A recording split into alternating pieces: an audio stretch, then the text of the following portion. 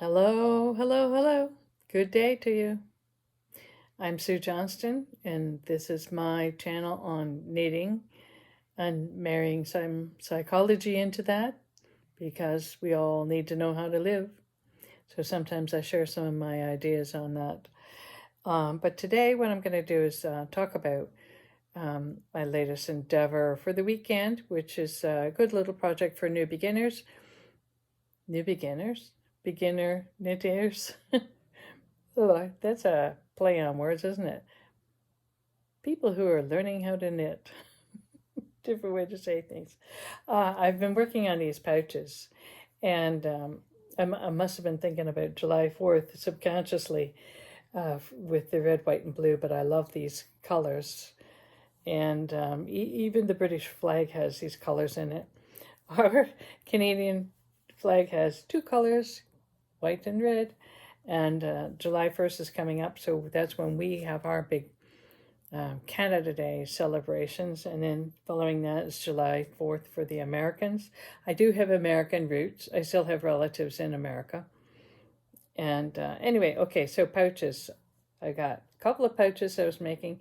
And in the description, I will share my pattern for this if you decide that you want to make it. This one has a drawstring, they both do. So it's a drawstring to open and close it. And I have crocheted a longer strap, put it through the back, just through the back, so that it can be tied around the waist, not my neck. Oh, that might work too. Anyways, tied around, or you can use it as a, over the shoulder bag or a crossbody bag. So the possibilities are not endless, but there are a few. Anyways, I love the feel of this. This is a merino wool. This is a cotton and a cotton, and I also decided to do a lining on the bottom of this. So I picked up stitches and I created a bottom. I did have a piece of cardboard in there, but I found that made it too cumbersome, so I took that out. But I left the lining in, so that just kind of makes it a little bit softer in the bottom. Because if you have any sharp objects, not sharp objects, if you happen to put sunglasses in, sometimes the sunglasses will stick out through the handles or through the... Can I talk today? No, I can't talk today. Sometimes the arms of your glasses will poke out through the hole. So that's why I put an extra little padding in the bottom so that sort of cushions the glasses and hopefully prevents that from happening. So anyway, let's continue on, shall we? This is the first pouch that I made, and it is a merino wool. And I recycled some clips and little hoops to attach to the bag so that I can actually take the strap off and on as I want it. And the pattern in the center part is the mock cable, which I learned recently and had fun doing, so I decided to put that pattern in there. And this one you've already seen, my red, white, and blue pouch. There's this little thing I do to determine how many stitches or how much yarn I'm going to need to create the stitches on my needle. There's lots of different ways. I know there's this suggestion that you take 2 of your needles and you wrap it around 10 times and then you figure out, okay, well, that's 10 stitches, and you multiply it out and so forth. But for me personally, what I have done is I take it and I make it go the length of my arm. I give it a generous pull. And for me, that's about 30 stitches. I've actually done this, knitted up, and realized that's 30 stitches. So then 30, and that would be my 60 stitches. And I am going to cast on 72 stitches right now. So 60, and then I'll just do a little bit extra. And then that usually works for me when I'm casting on. And then I use the traditional method of casting on. There are different ways. This one creates a nice edge on the bottom. So there's a name for that. And I know, you know what, there's so many YouTube videos out there that you could just look it up and figure out which cast on method you want to use. So I'm not going to teach that. But anyway, that is a little tip on how I measure how much yarn I need. And it usually works out. Sometimes I have a longer tail than I want. Sometimes I'm down to just a tiny little bit of a tail, and there you go.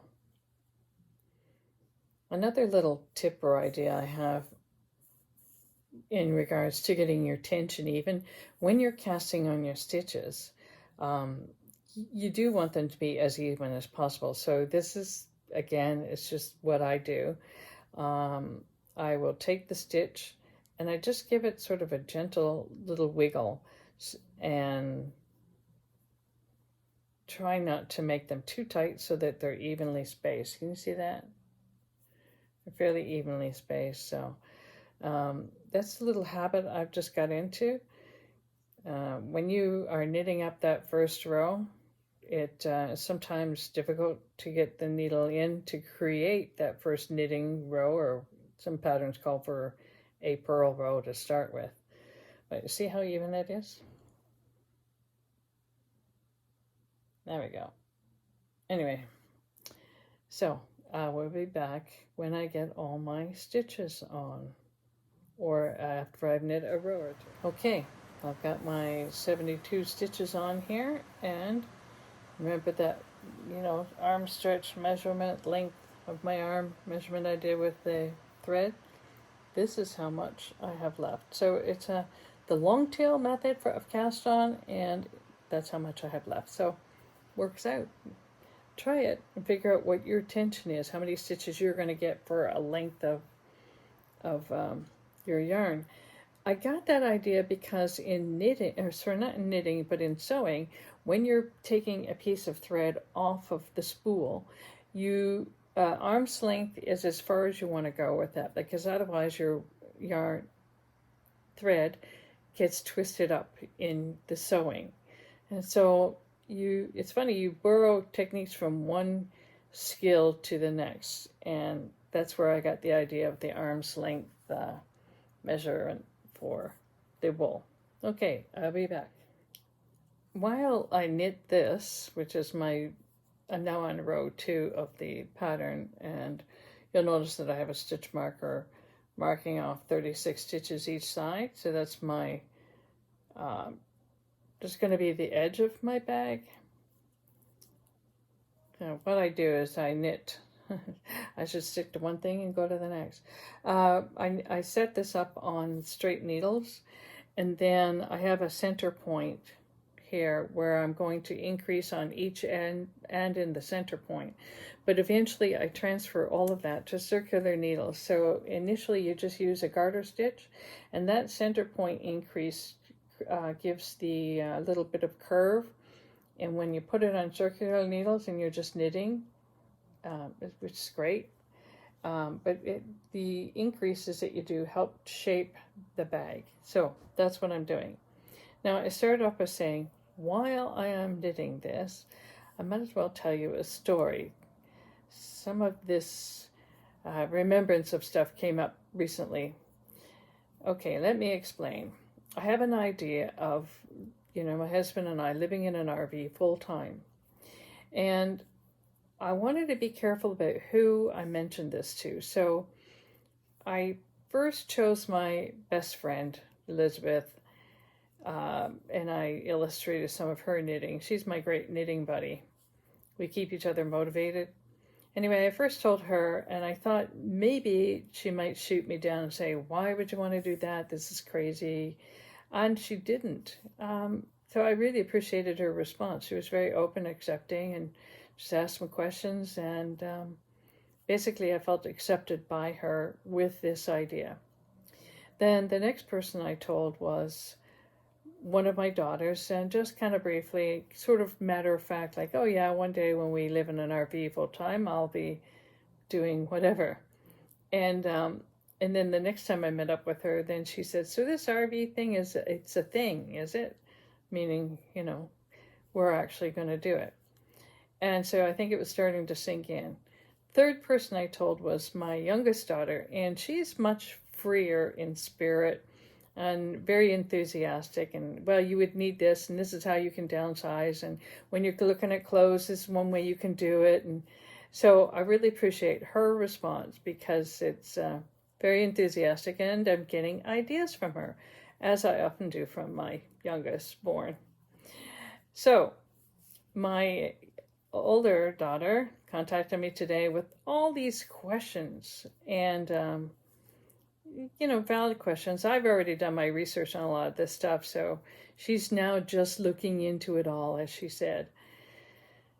All right, so then I talked to my husband about it, and I said, see, this is why I don't want to tell too many people.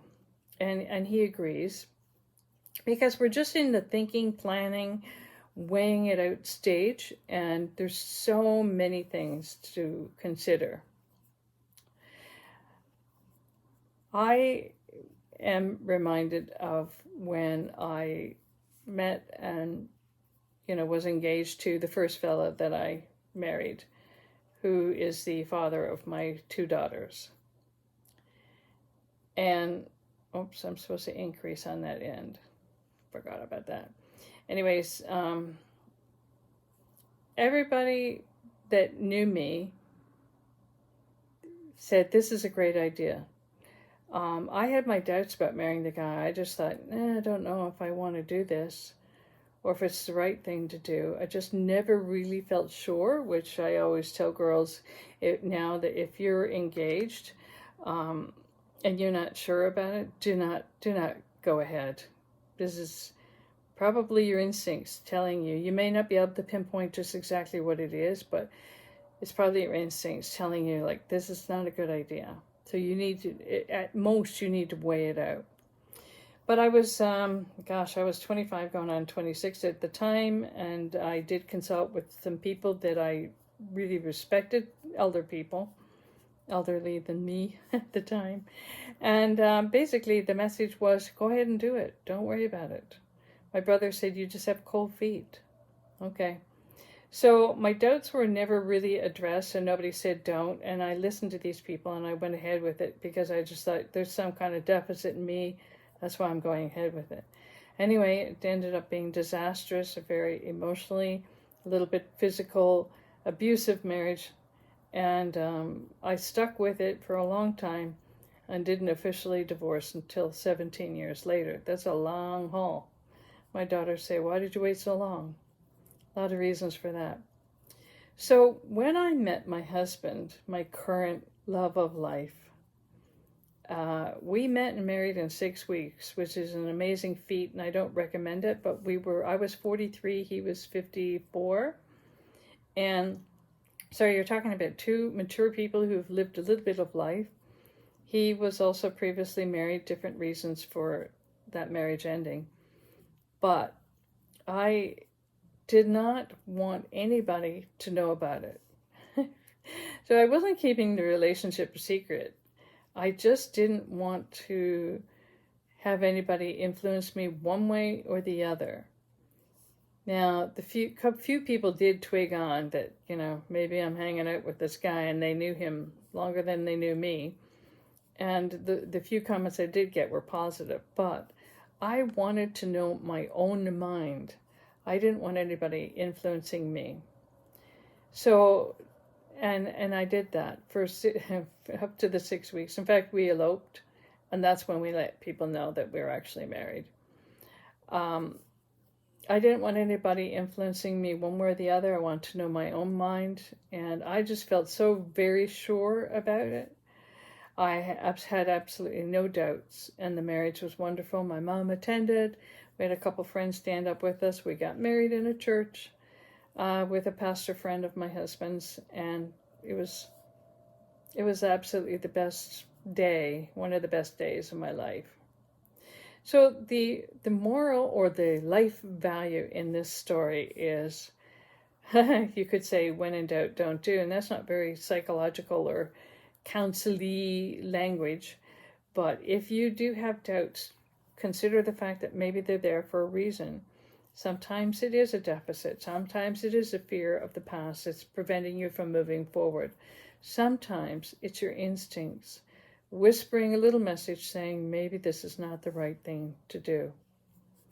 Or maybe it's your instinct saying, charge full ahead. So regarding the RV idea, I mean, I might get it at the end of a year and say, you know, well, that was a lot of fun and we're not doing it. But right now, I feel like we are doing it. I kind of feel like the housing crisis is going to go on, and, you know, that it's going to be more of an alternative option for people. Not necessarily, not young families, but maybe for seniors or people who are on their own for one reason or another. Right, so now I have to increase at my end here and knit one, and I'm done. Okay, I'm going to do this for 10 rows, and I'm going to explain it now with this. So you do on your straight needles, you cast on, sorry, I'm covering my face. You cast on, and you just do a garter stitch back and forth, and you do your increases on each end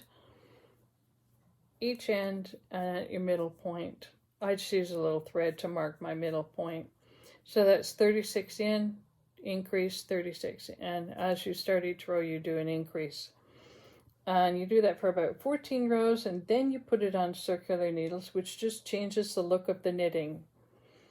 And so now you are up to 80 stitches, so you do 14 rows. And then if you want, you can do a pattern. I just did knit 2, purl 2 for this. In my other one, I did the mock cable. You can do whatever pattern you want through the center. And that's roughly 10 to 12 rows there. And then I did another 10 rows, and I created the eyelet, which I simply did by doing knitting across, knit 4 and a yarn over, knit 4, yarn over, and so forth. Crocheted these and wove them through, and in this case I have an extra one so that you can tie it on around your waist if you want. There's a lot of things you can do with it. Once you get that basic bag knit up, which I think is about 7 by 9 inches. Once you get that basic bag knit up, there's a lot of things you can do. You can put ribbon through it. You can add embellishments, whatever you like. Hopefully it stirs up your creativity a little bit. So I think that's it for today. There will be more videos. Maybe I'll answer some of those questions that my daughter presented, like, is this legal? Yep, it is. Anyways, that's another video. So thanks for watching. Talk to you later. Bye.